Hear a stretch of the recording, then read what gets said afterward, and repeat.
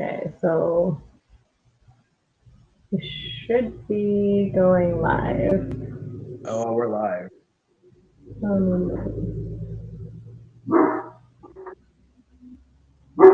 we go. I think we're live. All right. So, welcome to Debunking Biggar.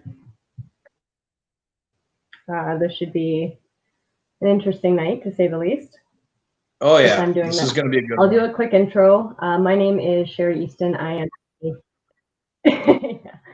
the advocacy director of Survivors Fighting for Change Foundation. So we are a registered nonprofit. We advocate for victims of child abuse, specifically CSA. And we have been following this case since it first started very closely. So we just wanted to go through this because there was a lot of media on this case, and Rodney Biggar was very vocal on social media about this case. And I don't agree with a lot of what he has to say. And according to the court records that I was able to access and get information from, they also don't agree with what he's saying. And so we felt like it was important that we address these statements that he's made, especially considering the fact that the victims themselves and their family aren't able to do that publicly because of the publication bans, which he is very well aware of. So for him to post so much misinformation about this matter, knowing that they can't speak to it, we decided that we would take that opportunity to go through what he had to say and just provide some facts to prove that a lot of what he's saying, for the most part, is not accurate. It's not true. And I think that his community and the people in Alberta and Canada have a right to know the truth. So I also want to do a little bit of housekeeping and address the fact that I am not a lawyer. I did see that somebody had posted on Twitter that a lawyer was going to be breaking this today. I'm not a licensed attorney. I did not study law. I have consulted with lawyers. I've consulted with the courts directly, the Crown directly on this matter. So I feel like the information that I'm providing is very accurate. And the information that I'm providing is public information that anybody can access. You can submit a document search to the courthouse in Spruce Grove, I believe, was where he went to court. And I have the information you need to submit that. So I have the document number. I can help anybody fill out that application and they can obtain this information themselves. I always say go straight to the source. So that's what I've done, and I'm just going to provide the information that I found here for you today. So in case anybody's not aware of who Rodney Biggar is, just a quick little intro for him. He is a mortgage broker in Alberta, and he was charged with, the media initially reported 6 counts of sexual assault and 4 counts of sexual interference. That was what was reported to them to the RCMP. This was later corrected to 5 counts of SA and 5 counts of the S interference. I have to kind of be careful. I'm hoping that YouTube doesn't take this down for saying certain things. So I'm going to try and abbreviate some of this. It was a pretty public case. He was fairly well known. He had billboards and he was on bus stops. A small community, very nice community.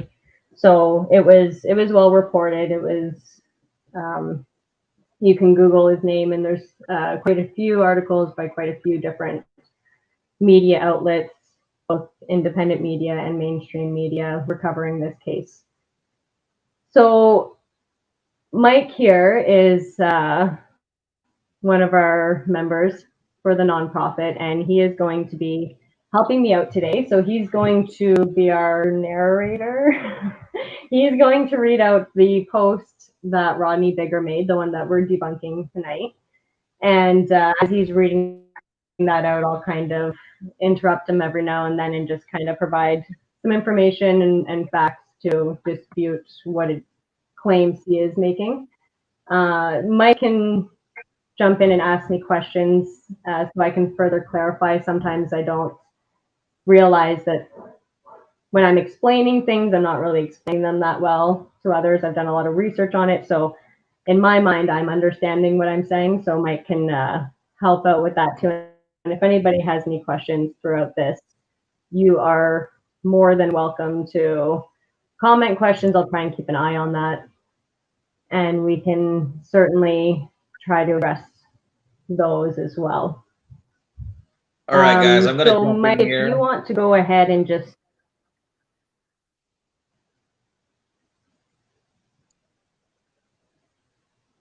Oh, I lost the audio, but all right, let me jump in here.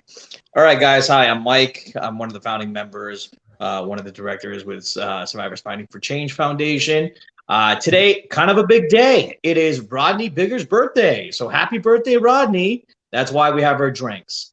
Like I said, just for him, I'm wearing my finest Iron Maiden shirt tonight.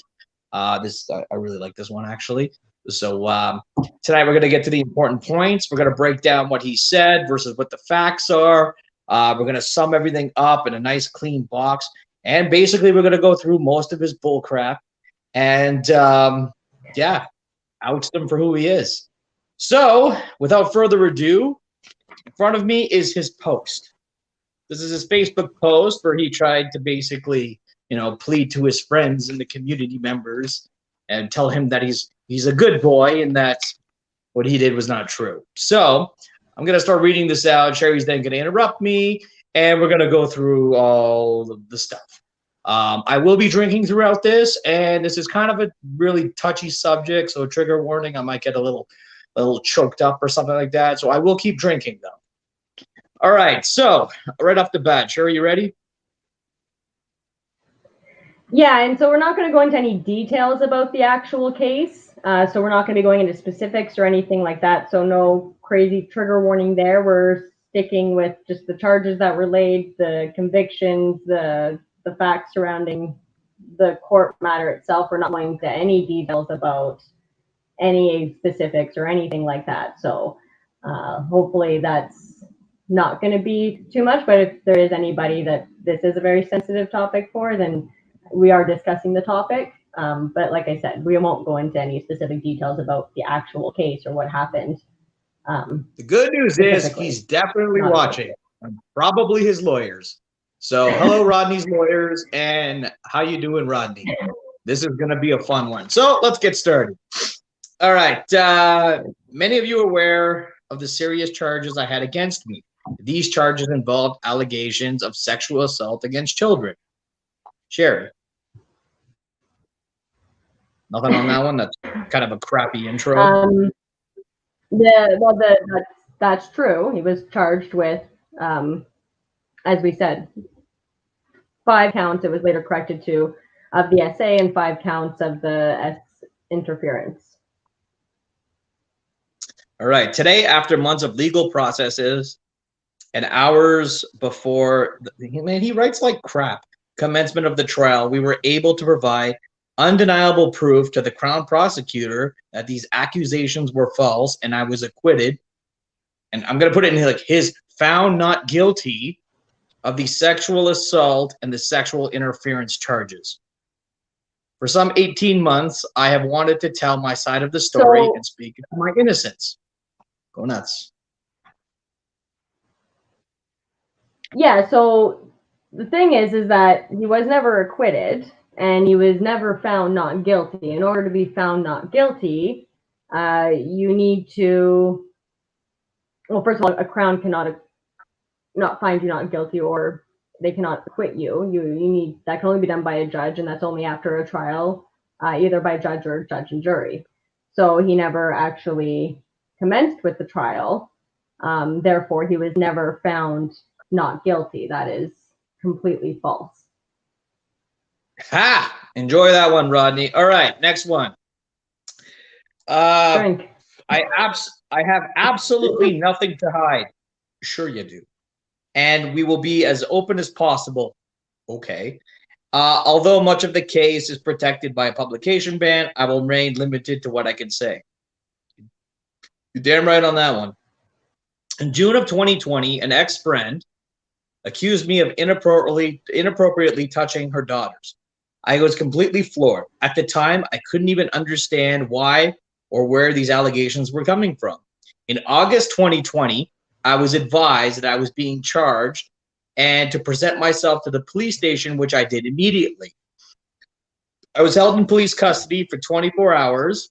Immediately upon the charges being laid, the accused family contacted countless people and began sharing these false allegations. The accused family also reached out to CTV News, to vigilante-type groups. Where are we? Vigilante-type groups and mutual business associates, as they have repeatedly done throughout the lengthy legal process. Anything to add on that one, Sherry? Well, when he's referring to vigilante type groups, I know that he's referring to our organization because he also refers to our petitions that we were putting together in this post as well, which he addresses later on. So no, we're not a vigilante type group. There were a bunch of other groups who were mimicking our organization at the time and doing some questionable things, but not that I can recall specifically with this case. However, no, we are not a vigilante type group. We've never done anything illegal. We've never been charged for anything. We work very closely with the police liaison. We are a registered nonprofit. And yeah, we're not criminals. Nobody on our board is criminal charges. We're not. Yeah, no. So that's that. All right, next. Lost my spot. Okay, needless to say, the family was devastated by all of this. The death threats started coming in from all over North America, calling our cell phones, the business lines, etc.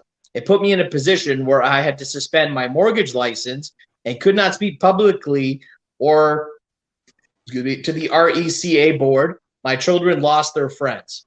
In September 2020, a second media release came out which exaggerated the charges against me. It resulted in another media story, which made me look like I was facing more charges when in fact I was not. This was erroneous. This was an erroneous story that made me appear that we were additional charges added.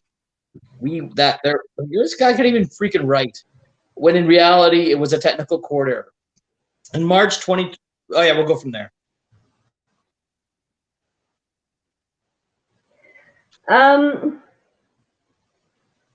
So he the initially when the media reported on the story, they reported 6 and 4, and then it later got corrected to 5 and 5. So I'm assuming that a lot of what he's talking about. They did end up dropping some of the charges before the trial, just because it was whatever reasons, Crown reasons. So no, he was, and that was never reported by the media. So that's partially true. There's not a lot of falseness there, but there's also not a lot of actual information that he provides there. So I'm assuming that this is basically what he's speaking to. Vigilante groups continued to build a petition signed by the community regarding 10 charges, even though 6 of them were already dropped. And so our petition didn't specify any charges. It didn't specify any number of charges. We did speak to the gravity of the charges. And the petition specific to sentencing.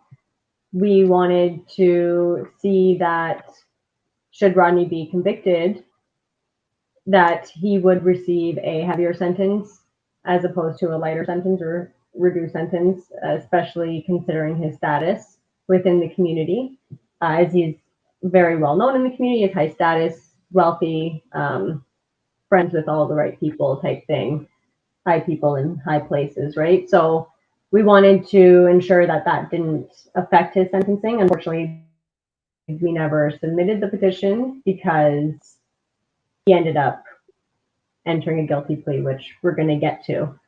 So you can continue, Mike. Oh, you're damn right I'm going to continue. All right, where are we at? All right, in March 2021, at the preliminary trial, it quickly became apparent that only one day of questioning, that there were so many lies and inconsistencies with the allegations being put forward, that the Crown prosecutor moved to drop 6 of the 10 charges, but of course there was never any news media about it. The vigilante groups continued to build petitions signed by the community regarding 10 charges, even though 6 of them were already dropped. After a preliminary trial, and because of COVID, my day in court was delayed for yet another year. The trial was scheduled to start May 7th, 2022, to address the remaining charges. However, a week before the trial, my lawyer presented the Crown undeniable proof, including photographs that confirmed I could not have done what they said I did. This information resulted in Crown prosecutor presenting a deal which I would be acquitted, not guilty on all sex charges, as long as I plead guilty to an assault what is that word? Simpliciter. Simpliciter. Is that a word? Oh, simpliciter. Yeah. My bad. I won that one. I was very reluctant to accept the deal as I was not guilty of any crime, and I alleged, including the less serious crime of assault simpliciter. All right, what do you got on that one? What a piece. Well, I'm going to back up a little bit to the preliminary trial. So just to explain to people what a preliminary hearing is. Preliminary hearing... Gonna have a drink. That'll help. Okay. I hope everyone at home is drinking as well. This is a birthday celebration. Don't forget that. Preliminary hearing is a hearing held by the court to decide whether there is enough evidence to send the case to trial. So preliminary hearings are only held for indictable offenses as well as some other qualifications. At the preliminary hearing, the prosecutor presents the most important parts of evidence against the accused and may call witnesses to give evidence. The court will dismiss the charge if it finds that there is not enough evidence to send the case to trial. The court commits the accused person to trial if there is enough evidence to support a trial, and if the accused pleads not guilty, the court sets a trial date. So in this situation, the court proceeded with the most recent offenses, as these offenses took place over a 2-year period. All right, I want to touch on a subject, though. So on this, it says, my lawyer presented to the Crown undeniable proof, including photographs that confirmed I could not have done what I said I did. The hell does that mean? So in order to, well, the thing is that that's very questionable, to say the least. First of all, in order to obtain a conviction, there can't be any reasonable doubt. And if there was undeniable proof, including photographs, that would provide a lot of reasonable doubt, which generally would result in all of the charges being acquitted. So there was clearly more than enough evidence to go forward with some of those charges, and there was enough evidence to proceed with a trial. So to me, that's just, I just feel like he's just talking out of his ass, because yeah, like what do they mean by like photographic evidence that prove that I'm not like? Like, it makes no sense to enter a guilty plea if you have undeniable evidence, because the threshold is so high. Like, here, just one second. I actually have a chart. I'm gonna find it. You're that Rodney? She's got a chart. No, I have it was basically statistics when it comes to reporting, right? So when you look at reporting and the number of cases that actually result in a conviction in comparison, here it is. Okay. So out of every 33 assaults that are reported to police, only 3 of those will actually result in a conviction. And so this false assumption, this stigma that if you get accused of something like this, then you're basically going to be guilty. You're going to be convicted. So you're better off to plea, is absolutely ridiculous, and it's false. If he had that much evidence to prove his innocence, there's no way that his lawyer would instruct him to enter a guilty plea. That's something certainly worth fighting. And we know that Rodney has money. We know that his lawyer, he's not on legal aid. He wasn't, he had a good legal counsel. So to me, that is just very, very questionable. And there's no actual evidence of that, because, like I said, if there were, then he would have been acquitted, which he wasn't. And also in that he keeps saying acquitted and then putting in brackets not guilty next to it. And when you're acquitted, that doesn't mean that you're not guilty. In order to be proven not guilty, you have to proceed with a trial, and you have to be deemed not guilty by a judge or judge and jury. That does not happen just by being acquitted, which he wasn't acquitted because he entered a guilty plea. And when you enter a guilty plea, that means that you are guilty. So Pretty cut and dry, people. Pretty cut and dry. Yeah. All right, let's get back to this. Let's see what other garbage. A guilty plea. Yeah, you go on. I'll explain more about how plea bargains work as you get further into this, because this goes on. Like, I printed this out. This is 2.5 pages long, guys.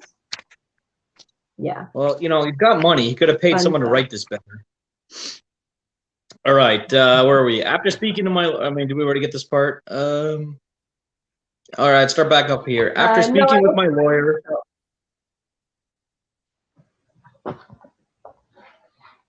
Okay, yeah, that's where we're at. Okay. After speaking with my lawyer and the countless decisions with my family, I chose the deal, feeling although remote, a wrongful conviction could be a risk I could not take, and chose instead to suffer the consequences of taking the most minor charge one could possibly get. Or you had a good lawyer. Just saying. I received no sentence and no community service. Wow, aren't you a fine, upstanding citizen? No community service. What? This is trash, Sherry. This is trash. Garbage. All right, where is he at? All right, no community service. What a hero. What a piece of shit. I received no sentence and no community service. The only condition placed upon me was not to contact the family, which I had no intentions of ever doing. Please Google Section 266 assault, and you will see that you can get this charge for patting someone on the back. The courts would not have acquitted me on sexual assault charges if there was any chance that I could have done it.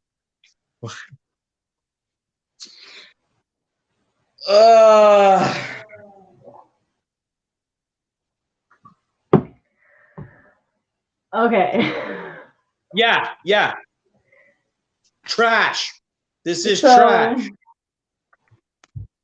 Okay, calm down. Okay. So okay. So again, if he had that much evidence to prove his innocence, if there's any reasonable doubt, like the bar for a conviction is extremely high. Like I said, out of every 33 reported cases, only 3 will result in a conviction. If you look at Canadian statistics, less than 2% of all reported assaults, SAs, are proven to be false. So the stigma and this narrative that, question the victim first because everybody's lying is just wrong. Everything about that is wrong. People need to get that idea out of their head. That is not reality. That is not fact. And it does nothing but hurt victims and prevent victims from reporting. So in case people don't know, SA is the least reported violent crime in Canada, with less than 5% of victims actually reporting their abuse. And this is the number one reason why, because people are so quick to go and question a victim and not question the offender. Well, guess what? We're here and we're questioning the offender, and he didn't like it. And so he made this post, and so now we're responding to it. So this statement, that one paragraph right there, is so frustrating to me.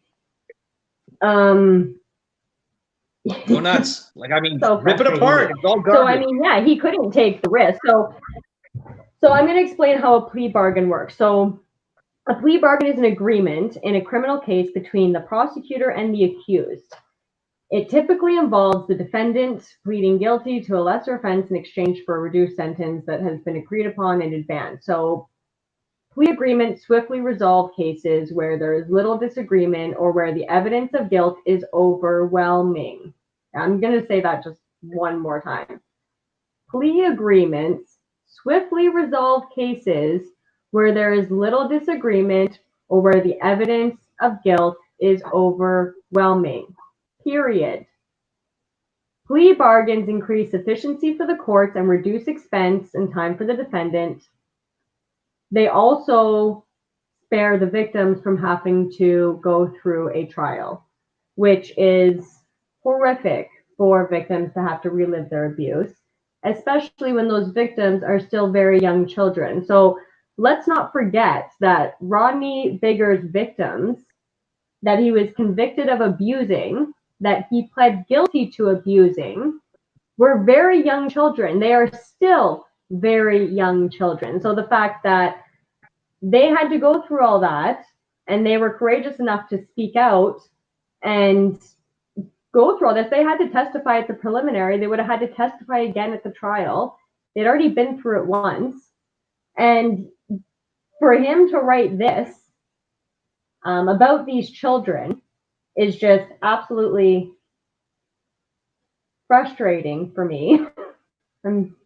Okay, so he says that he received no sentence, which is a lie. We know that that's a lie. He 100% received a sentence. He was sentenced Are we going to get to that later, or are we going to get to that now? Okay, we're going to get to that now. Do you want to finish it? And then well, we'll get he's to what mentioned happened? in here that he received no sentence. Lie. So, and yeah, he did have some conditions placed upon him, which again, minimal and a joke. So, yeah. All right, Mike, go for it. All right. Let's see where we're at. My amazing wife, who I'm surprised is still with you, probably for your money. I'm putting it out there. Don't do that. Putting it out there. No, don't do that. So I just want to say this really quick. No. I just want to say this real quick because this next paragraph is kind of upsetting for me. And I don't agree with attacking somebody for being associated to or related to or with somebody who's committed these crimes. Somebody who commits these crimes, they're very manipulative. And we don't know anything about his wife. We don't know anything about her situation. So we're not going to put any of what he did on her or his kids or anybody else that's associated with him. I don't agree with people publicly speaking out about the victims and trying to shame them. I think that's disgusting, and those people are disgusting. But I don't agree with anybody attacking somebody who's related to him or somebody who's associated with him for something that he did. All right, I'm just going to put it out there. I'm just going to put it out there real quick. Sweetheart, if you're listening, if you're watching this by any chance, leave him, take the money. He admitted he was wrong. You can take the money and run. Be a better person for it. No, I'm dead serious. Why would she not? I mean, he was guilty. Sweetheart, take him to court. Take everything. It's really easy. Go to court. Legal advice. We are not lawyers. We're not giving legal advice. I'm not giving legal advice. I'm giving matrimonial advice. Leave the piece of shit. Save yourself. Okay. Okay. Continue. I don't want to like this is a hard read because he's talking about his wife, and it's all garbage. But anyway, I'll get to this. Oh my God, my amazing wife combed through every single piece of evidence. What the hell is this evidence? Watched every single minute of each videos,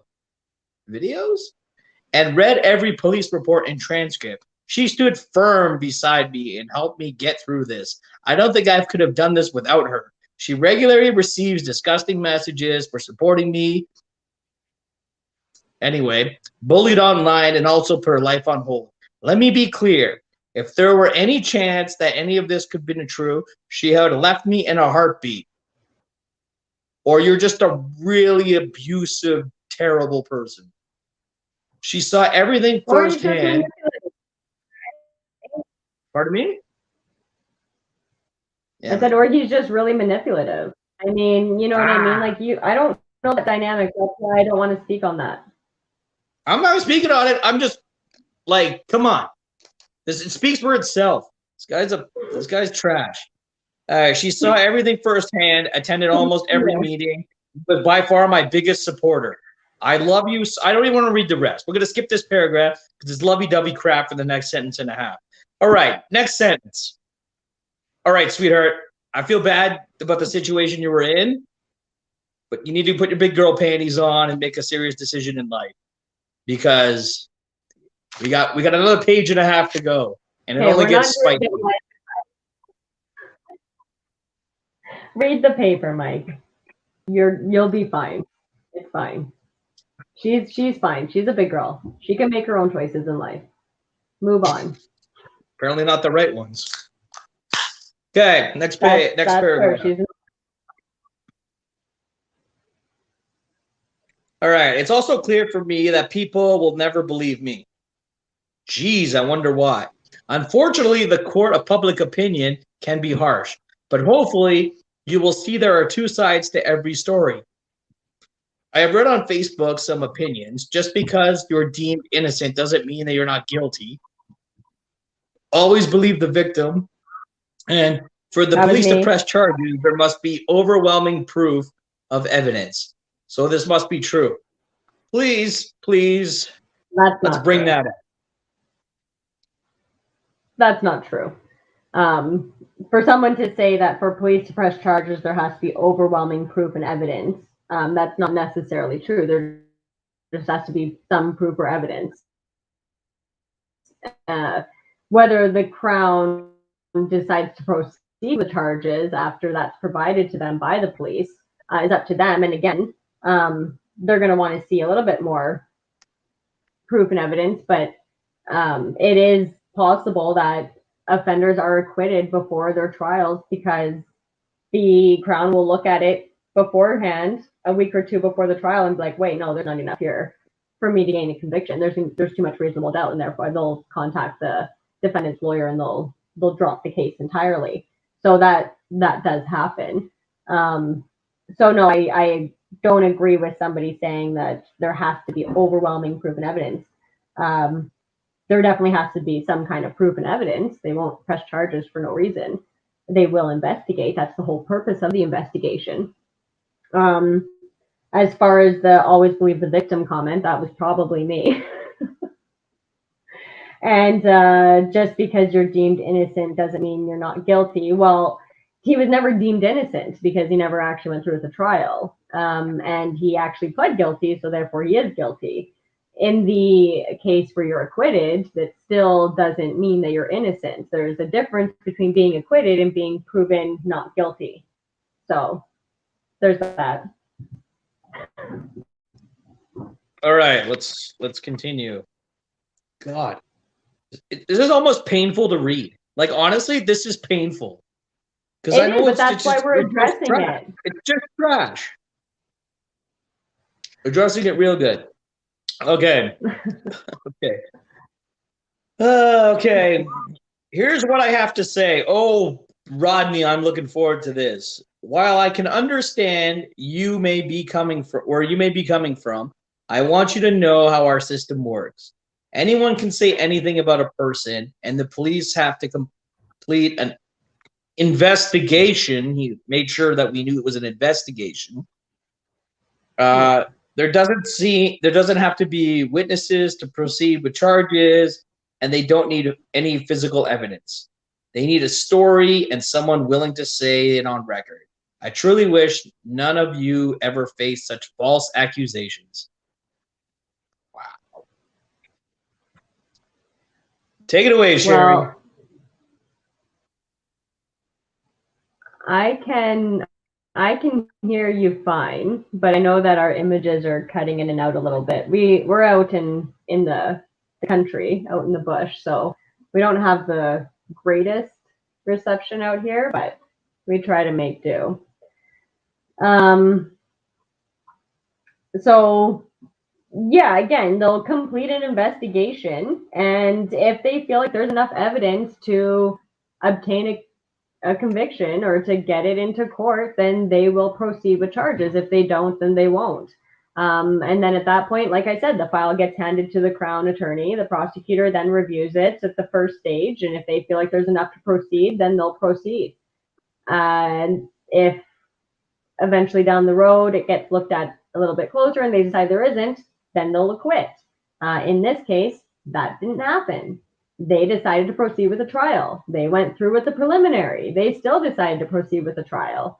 And had he have not entered a guilty plea, they would have went forward with a trial. It was scheduled.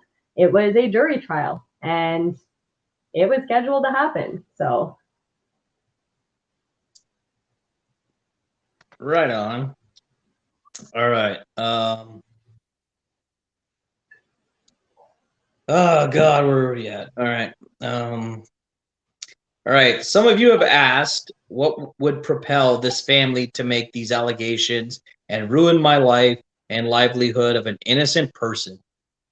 Innocent person. I cannot speak to the motivation, but I can say that the mother who put forward the allegation was a former business competitor who owes and continues to owe me tens of thousands of dollars, and this allegation was put forward after I began pursuing her for the money owed to me by her. I am finally in a position to pursue this issue legally. I don't know what okay, the so relationship was, I guess, between the mother and him. Maybe you can shed some light on that, but not too the much. families were friends. The families were friends, right? So the thing is that there's no proof that she owes him any money, nor has he provided any, just basically an allegation that he's putting forward. And on top of it, even if she did owe him money, I don't understand how having him charged with these charges would all of a sudden make it so she doesn't owe him money. The thing is if he can prove that she owes this money enough to take her to court, for a civil suit to get his money back, even if she were to have him convicted of these charges, he can still pursue that, as he states himself, and he can still win that case. They're two completely separate matters, and one would have absolutely nothing to do with the other, nor would it affect the decision of one or the other. So realistically, he's basically trying to discredit this family, which is awful after everything he's already done to them. But sure, why not, right? Let's just, keep going at Can we them talk a little because bit about what he's been doing to the family, or is that no, like no no, bueno? we don't know stuff directly. We hear things, but no, we're sticking to facts tonight. We're just dealing with this. But I mean, at the end of the day, like I said, just putting them through obviously what he's done to these girls over 2 years, and then another 2 years of going through court and preliminaries and preparing for trials. So all the prep for the trial was done because this was done a week before. So I mean, they went through all of that, and they're going to continue to suffer for the rest of their lives. They're victims. They now have to work very, very hard to become survivors. And that's going to be something that they have to live with for the rest of their lives. So for him to, continue to go after this family and just say anything about them at all is very frustrating. And that's why I want to speak about this, because that's not okay. You pled guilty. Just a quick little, info about entering a guilty plea. I mean, there's facts to support the plea. So the facts are read by the Crown, and then Rodney Biggar would have to agree to those facts, saying that they were true in order for him to enter that guilty plea. So that to me is very frustrating, because that's just frustrating. So it's yeah. That You makes can go sense. on. Continue. All right. This evening's CTV news broadcast once again builds a fake impression of the situation and leaves viewers with the impression that I was charged with sexual offenses. None of the media report acknowledges that I was acquitted, there's that word again, on all charges of sexual assault, or that the charge I accepted was for minor assault. The mother made it sound like I didn't want to put the kids through a 5-day jury trial, but in reality, she had no choice in the matter. If the Crown prosecutor that made this, all right, page 3, decision, but the media spins the article again, and it is this kind of impressionable journalism that makes people suspicious of the veracity of news. In this process, though, it continues to affect me and my family immensely. All right, you can dissect that one.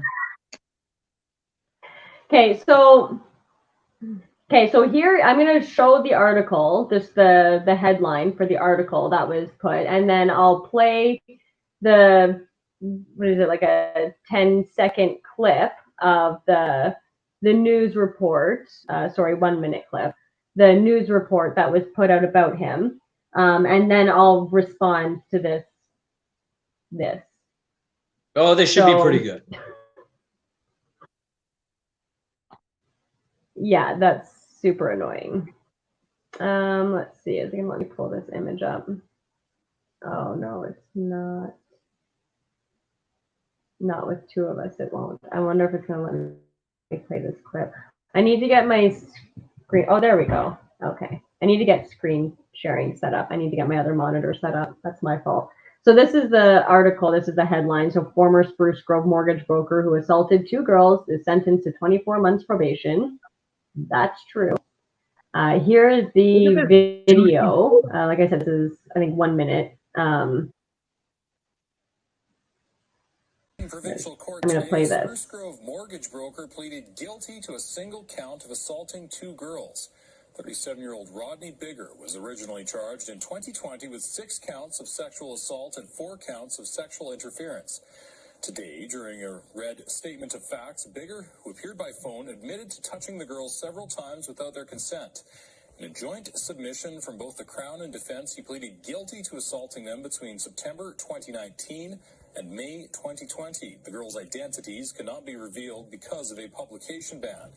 In a statement to CTV News, their parents said, in part, although the sentence is disappointing based on the charges he was originally facing, we are glad the Crown was able to come to a resolution that spared the girls the trauma of a 5-day jury trial, adding, the outcome definitely leaves our family feeling like our system is a legal system and not a justice system. Biggar was sentenced to 24 months probation, where he must follow a number of conditions, including staying away from the victims and their family. In Alberta, Okay, that was painful.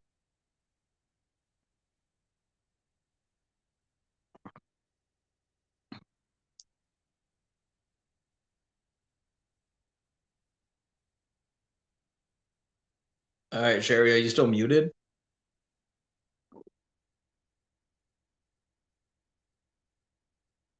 You're still muted.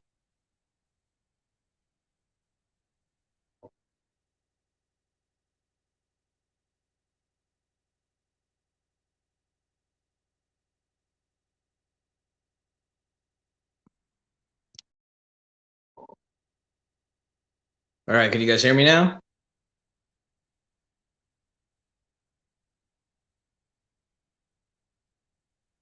Sherry, can you hear me?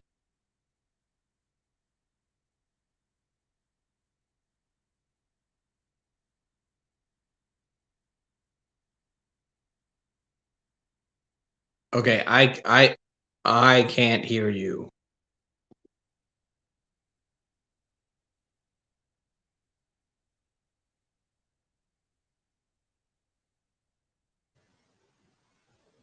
Okay, I can hear you now. There we go. Now can you hear me? That's better. Yeah, we're good. Can you hear me? My mic got muted somehow. Sorry. All right, Not sorry good, guys. yeah, I'm good at you. One of the users, one of our users on Facebook says that the reception is just fine. So we're doing okay. Yeah. All right. So basically, he's trying to say that the journalists are not, they're not reporting on this well, so on and so forth. Basically, everybody's lying except for Rodney. We know that Rodney has lawyers. We know that Rodney has money. His lawyers have contacted us before over an image, and they had no issues threatening to sue us for sharing an image that we didn't have permission to share. And so we've replaced that image with the one that you see on all of our posters today. His legal counsel have not contacted these media for these false allegations that he keeps claiming that everybody's making, and nor have they contacted us about the false allegations of him entering a guilty plea for these charges. Him continuing to say that, you know, he was charged with or guilty to a minor assault, so on and so forth. Assault is assault. The section 266 that they reduced his charges to for his guilty plea. He took a guilty plea in exchange for a reduced charge and reduced sentence. And that's common. Criminal defendants accept plea bargains in order to avoid more serious charges, to serve a lighter sentence, and avoid the hassle of the uncertainty of trial. So plea bargains provide some sense of security because they allow defendants to negotiate their terms of sentencing and avoid the most severe punishments. His charges were serious. His max sentence for which was the 271, that's the SA, that's 16 years. The max sentence for the S interference is 14 years. So I mean, he could have served some serious time as a max sentence had he had gone to trial, which is why when there's an overwhelming amount of evidence to prove your guilt, a plea bargain is a great option because you can negotiate those terms in exchange for that plea bargain, which is exactly what happened. So he received a reduced sentence, which was an assault. I received assault charges for each victim, and then he also received a reduced sentence to 24 months. So him continuing to say he wasn't sentenced and that he was charged with a minor assault, that's not the case. He was charged with SA and he was charged with S interference. We know that. We know what he was charged with. He was charged with multiple of them. It was over a 2-year span. Very young children, 2 of them. That is facts. He entered a guilty plea and he agreed to the facts that they were true. And in exchange for that, in exchange for sparing the victims from having to testify again after they'd already testified at the preliminary hearing, that's what he was able to negotiate, 24 months probation. And because of that, he continues to claim he's innocent and that he was found not guilty, which is not true. He actually received a suspended sentence of 24 months probation, meaning that if he breaches any of his conditions, including obtaining any new charges, he can be resentenced for these crimes, which means he can go back and be resentenced all over again on top of being charged, convicted, and sentenced for those breaches or the new crimes. So he received a suspended sentence, and he received conditions which are very minimal. Basically, keep the peace, don't break the law, and stay away from the victim and their family. Stay away from where they work, where they live, stuff like that, where they go to school. That's it. He has no conditions to not be in places where children would be known to gather, like you would generally see, so on and so forth. You don't see a lot of those conditions, and those aren't mandatory. You're not required to have any of those conditions or place those conditions on somebody who's charged with these types of offenses. That's one of the things that we're actually petitioning right now, because we want to start seeing these mandatory minimum conditions when you're charged and released on bail, and we would also like to start seeing them for convictions as well. So who knows? We'll get there, hopefully. We're working on it. Right. If you haven't signed our petition yet, you have to reach out to us. Send us an email, whatever. All right, he's got one last paragraph here. The last one is just a thank you. Yeah, so basically it's I also have amazing friends and family, and I've been been with me throughout this. I'm just gonna skip this part because it's all thank you, and feel free in your heart to help spread the truth. Garbage. Yeah, so this was a public post that Rodney Biggar made within hours of entering his guilty plea, and it's still there. I checked just to make sure. It was a couple hours ago anyways. Maybe he's deleted it now. Oh, whatever. But no, this is a real thing. Somebody who enters a guilty plea within a couple hours of doing that, within the same day, just goes on social media and publicly proclaims their innocence, knowing that the victim and their family can't even speak to it. They can't do anything. So they're just Rodney, you're the goddamn juicy Smoulier. You're the Jesse Smollett of Spruce Grove. Jesse Smollett of Spruce Grove. All garbage. No. Okay, so we do have a couple comments. I'm just going to read through them, make sure we don't have any questions that I missed. We have some Facebook users. Cheers. You guys are amazing. I have to run. Hope I can watch this later. Keep up the amazing work. We are victims as well, and it's painful what happens. Yeah, that is so true. Somebody says definitely no money is owed, LOL, but it's his great story to try and get people to believe him, which definitely works for some people, but most people are smarter than that. Yeah, I mean, obviously he needed a defense and he has money, so that's, it's right. Good go-to, I guess. I don't know. Jesse Smollett of Spruce Grove. I'm putting it out there. Go nuts. It says, and yes, if anyone Googled the definition and requirements to enter a guilty plea, they would know he was absolutely not acquitted and see right through that whole Facebook post in 2 seconds. Yep. Yeah, like I said, you doesn't take a whole lot of information to see that this is, not great.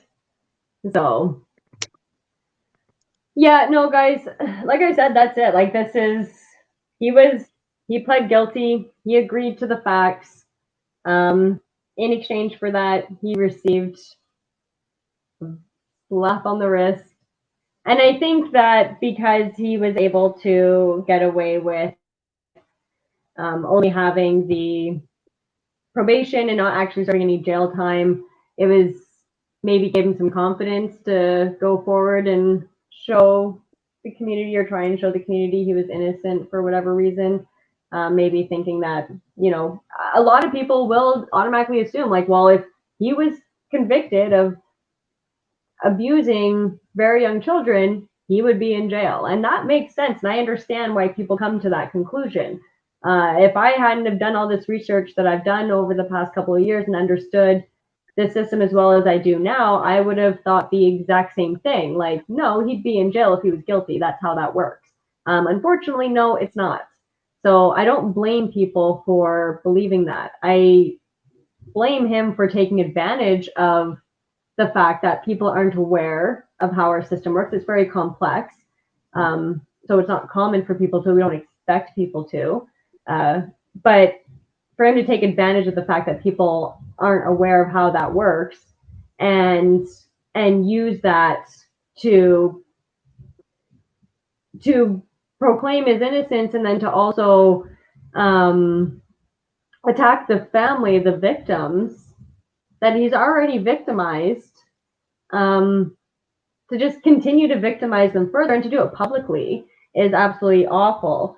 I do want to take a quick second and just point out the fact that these two little girls had so much support within their family to be able to go forward and deal with all of this. We have followed up just to make sure that the children are receiving proper care and that they're getting to meet with people that they need to meet with so they can get the proper help and support that they need. And from what I'm hearing, they are. So that's really nice to hear. By the sounds of it, the parents have been so supportive for these two girls, and they've done everything they can to support them and help them heal. So that's amazing to hear. That's what we need. We need communities to come together and support these families, support these victims, because they are alone. They can't speak out, and they need that support. That goes a long way. You ask any victim, I've had so many victims and survivors say to us, I wish something like this existed when I was a kid, right? Somebody that I could call and they could stick up for me. So that's why we do this, because somebody's got to do it. Our big thing is we like to advocate for victims. We want to provide them with answers and information, and we want to help them. And they feel very lost in this system because, like I said, it's complex and it's very new to them. You don't know it until you go through it. So we need to stop questioning children, especially. We need to stop questioning victims. We need to stop questioning the people that support them. And we need to start asking ourselves, why are these children claiming that these adults are doing these things to them? Maybe we need to start questioning these adults. They're the ones that need to be answering to this stuff. We need to change our point of view and the way we deal with these things as a society, as well as we need to work with legislation to make some changes there, because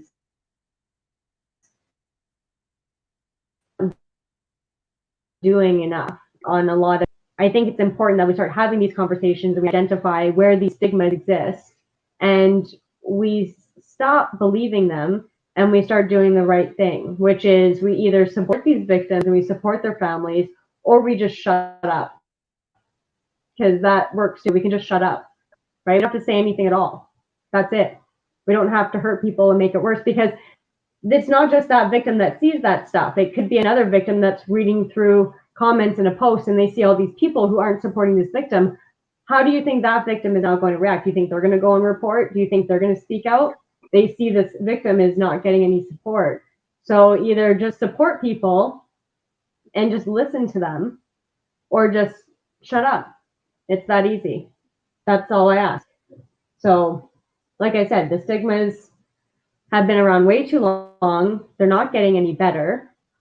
And we need to do better. So it is what it is. I just hope that more people can either just stop questioning it. All right, guys. So basically, we're coming up on the hour now. Like I said, this was Debunking Biggar. Thanks a lot for tuning in. I can hear our lasagnas being done, so I'm gonna take off soon. I'll let Trudy finish up. But like we said, don't be afraid to speak out. Don't be afraid to talk to people. We're trying to destigmatize this. We're trying to give support to victims and their families. This is important stuff. I know we kind of had fun tonight. I think I crushed about 4 beers, so it's going pretty good. But anyway, we kind of wanted to make it a little lighter tonight because it is a sensitive subject. At the end of the day, it comes down to you guys speaking out, and basically fighting the fight. If you guys ever need help, reach out to us. Share this video, email us, text us, whatever. Look us up on Twitter and all the other social medias that Sherry checks. And we're here for you. Don't be afraid to speak out. I'm going to take off because that oven alarm is going nuts. Anyway, take care and have a good night. All right, good night.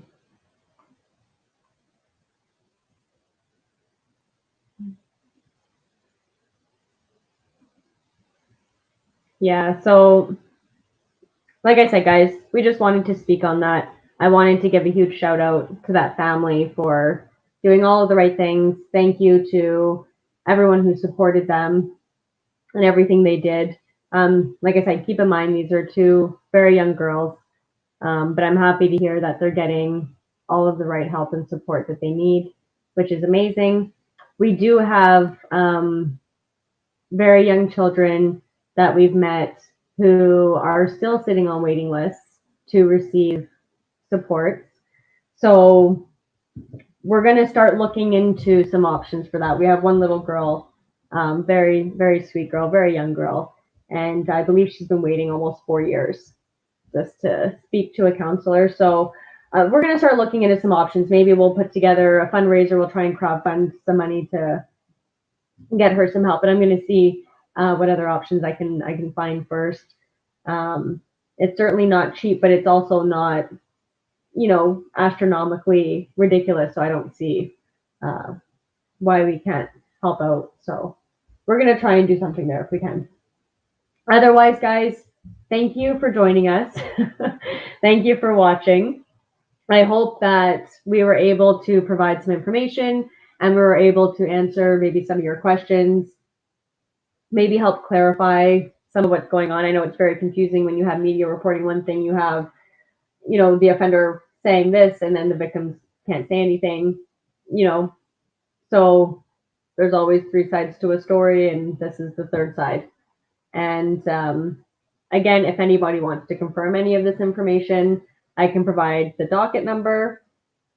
I can provide Rodney's information that you would need to submit a document search. I can provide the courthouse that you would need to submit that to.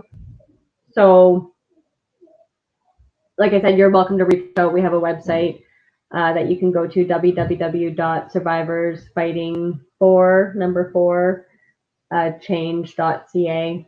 We have Facebook and Twitter and things. Yeah, and so send us an email or something, reach out to us, send us a message. We're happy to help where we can.